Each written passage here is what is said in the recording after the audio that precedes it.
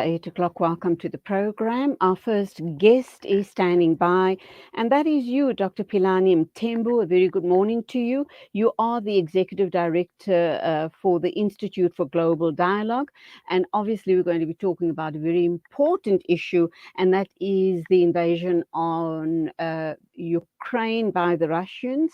One of the issues we're going to touch on.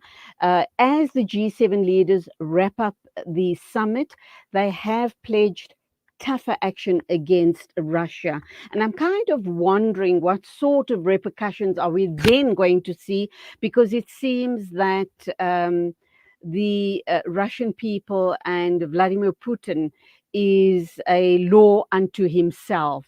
He will do as he pleases, he will do as he wills.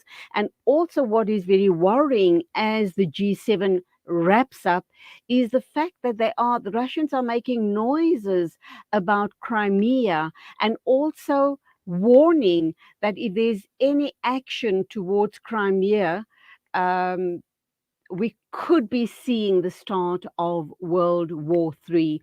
God protect us. A very good morning, Dr. Philani Mthembu. Welcome to the show. Thank you. Good morning. Would you like to respond to my opening statements, please? Well, I think the G7 countries, of course, they've just concluded their summit, and they're also, I guess, from the summit, then moving on to the NATO meeting. But I think the dilemma that's facing, especially the G7 countries, in applying more pressure towards Russia, is that they have already gone through quite a number of rounds of sanctions. They targeted individuals, they targeted sectors in the Russian economy. You've had companies withdrawing from Russia. However, it seems that the Russian economy is more resilient than many had predicted. At least many that had advocated for these rounds of sanctions had actually predicted. And therefore, it's becoming quite questionable the extent to which that unity within the G7, but also within the EU, generally within the transatlantic partnership, can actually hold. And the determination that Russia also has in concluding what it calls a special military operation. So I think the tools that G7 has at its disposal are, not as, let's say, they're not as agile as in the past. And we've seen already that President Zelensky is calling for a major offensive from Ukraine, and he's hoping that before the winter kicks in, that they would have been able to make the gains on the ground.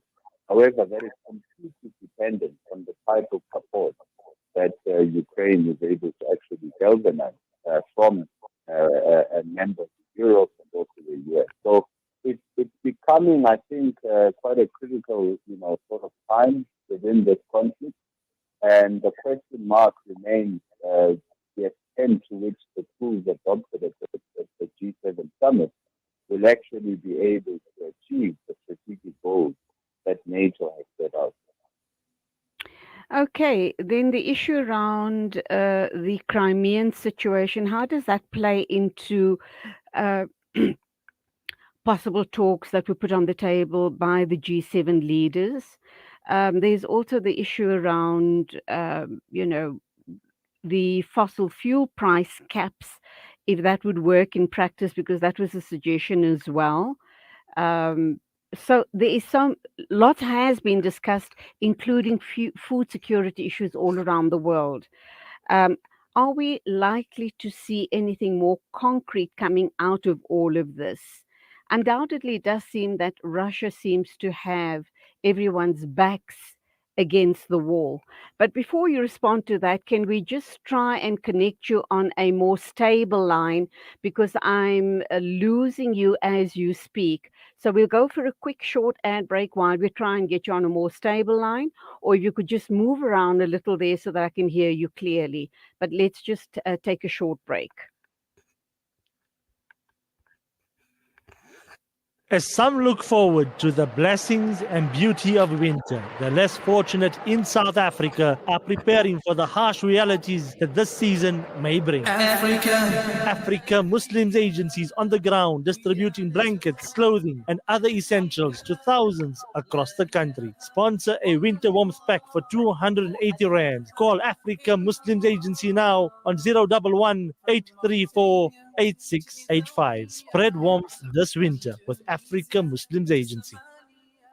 One of the most important things you can do on this earth is to let people know they are not alone. That the frustration of communities who struggle to earn the very basic is not their cry alone. Discharging your zakah is the starting point for creating a sustainable community and taking action. It's the impetus for creating lasting change and hope. Donate your zakah to the Al-Fida Foundation, supporting over 10,000 Muslim families in the Eastern and Western Cape of South Africa. We need your help to assist our neighbors of need. Contact the Al-Fida Foundation at 041 484 1288 or view or visit our website at www.alfida.co.za. The Al-Fida Foundation, your partner in social investment. Did you know that through SANZAF, you can provide a meal to an individual for only 12 Rand? By committing to a monthly contribution, you can assist us in reaching out to more communities and deserving individuals. A once-off donation will also be highly appreciated in helping us achieve our monthly target. For more information, call us on 011 834 6046. SANZAF, changing lives through development and relief.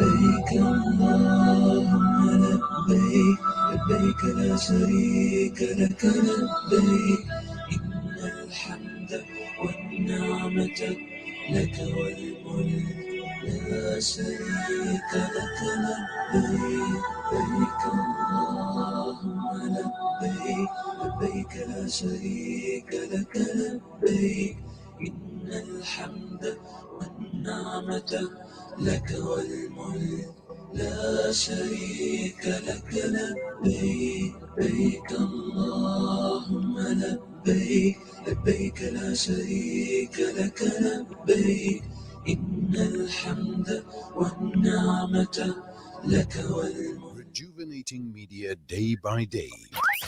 This is Salam Media.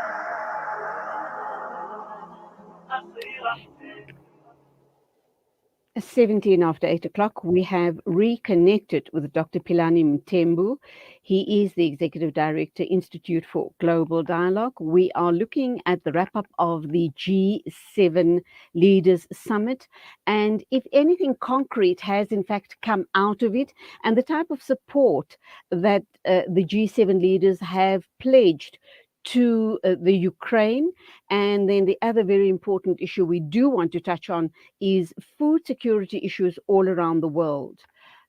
Welcome back, Dr. Philani Mthembu. Would you like to respond? Thank you. I hope the connection is better. Clearly, very clear. Thank you. Go ahead. All right. So I think the first point around imposing caps on Russian energy prices, I think that is an untested idea. There's still quite a bit of uncertainty. There's agreement in principle to move in that direction. But I think there's a number of major obstacles to overcome. I mean, it's not enough for the G7 on its own to take such a measure. They need to convince other countries. They need to convince India. They need to convince China.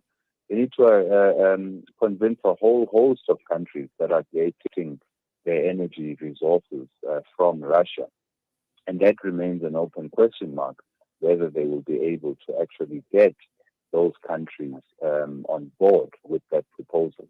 So that still remains untested and that still remains uncertain. So I wouldn't it may be a concrete suggestion, but I think we yet to see a concrete set of actions that they will take in order to realize the suggestion. Another issue, I think, is that the G7 summit has already been underwhelming in terms of the type of support that given, at least to addressing questions such as food security. There were some pledges, I think around 4 billion or so, but I think that still falls far below what the relevant UN institutions have proposed, which is in the region of almost 30 billion that is needed to actually address this particular crisis. But also, as long as this conflict continues, I think this food crisis is also going to continue. And therefore, what we are not seeing is, whilst, yes, there is action on the military side in terms of military support, we are not yet seeing sufficient degree of action when it comes to diplomacy and actually trying to bring this conflict to a close through diplomatic means. And that is upsetting in terms of addressing this food crisis issue. Another issue is the fact that when we look at the longevity of this particular conflict, it's clear that the longer it goes on for, the unity of NATO, but also the unity of the European Union and of the G7 countries will increasingly be tested because they themselves are suffering as a result of the measures that have been imposed on Russia. They're suffering from record high inflation figures. We may, in fact, be seeing some leaders terribly affected at the polls as a result of the suffering of their own citizens. So the longer the conflict goes on for, the more difficult it will become for G7 countries to actually address some of these challenges like food insecurity and others. The last point is that I think also, it's understandable that Ukraine took a significant chunk of this G7 meeting. But I also think it's important to note that there's a number of pledges, especially related to energy and related to climate change, that G7 countries are not making a significant progress on. In fact, they've gone back on some of their pledges from previous summits. And we also see, of course, them, relaunching some old coal-fired plants and all of that. And I think that will question the credibility of G7 countries to actually lead the world through what is a climate crisis. So there's a number of areas, I think, that emerged in the summit that should be cause for concern going forward. Okay, we also know that the reason we're talking food security is one of the reasons being the blockade or the blockage of Ukraine grain shipments through the Black Sea. You'd imagine that this would have been an important matter to have been discussed there and try and get around it and see how the grain could reach the rest of the world. You spoke about other world leaders that, are not necessarily on board with the issues that were raised by the G7. One of those being that India seems to be snapping up all of the cheap oil from Russia that other countries are not taking due to the sanctions against Russia. So these are the type of issues that really need discussion and to see how you can circumvent them so that the rest of us that are, relying on oil and gas, and paying, our prices are going through the roof. And the rest of us that have serious concerns about food security sit here and nothing has come out of the G7 regarding these two crucial matters. No, I think that is why I'm concerned by the lack of progress on the diplomatic front. I understand that there's a conflict that is ongoing. I understand that the position of G7 countries has been to support Ukraine, put in arms, to put in financial support, training, and all sorts of measures to support them. But we are not going to resolve, issues like you've mentioned, like the inability of to actually get those crops, those those exports out of the ports of Ukraine, as long as this conflict continues to rage. There are different perspectives. Of course, Ukraine sees it as, Russia being at fault and putting in a blockade. But, of course, the Russians will always say that no, they were not the ones who actually mined the waters near Odessa. So you need diplomatic action and diplomatic activity to be able to resolve those issues. You need agreements on things like humanitarian corridors. You need agreements on at least opening a route for those shipments to actually get through. And in the absence of diplomatic efforts, this crisis is just going to get worse. And the measures that have been agreed on to actually address things like food insecurity are not going to be sufficient to actually tackle those issues. So I think a real concerning thing is that everyone is focused on either supplying more arms, which I understand because the conflict is raging, and of course different countries have taken sides. But I still think there needs to be a parallel discussions that are ongoing with the Kremlin, but also with Ukraine, in terms of actually coming to a particular diplomatic understanding on how some of those grain exports could leave. Because it's quite clear that it is not sufficient for them to leave by rail or by truck. That will not resolve the issue. So in the absence of diplomacy, I think we are likely to just see a problem that is going to continue to be exacerbated by this conflict.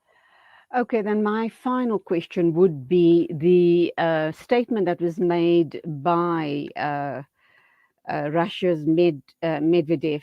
He says, and I quote, "For us, Crimea is a part of Russia, and that means forever. Any attempt to encroach on Crimea is a declaration of war against our country." And he goes on to say that that would then possibly be the start of World War III. What do you make of that? In the midst of this invasion, this war on the Ukraine, that these sorts of threats are being made by the Russians as well? Well, it tells us that eventually, even when this conflict does perhaps take a pause and there's diplomatic efforts underway, it tells us that Crimea is a non-negotiable issue for Russia.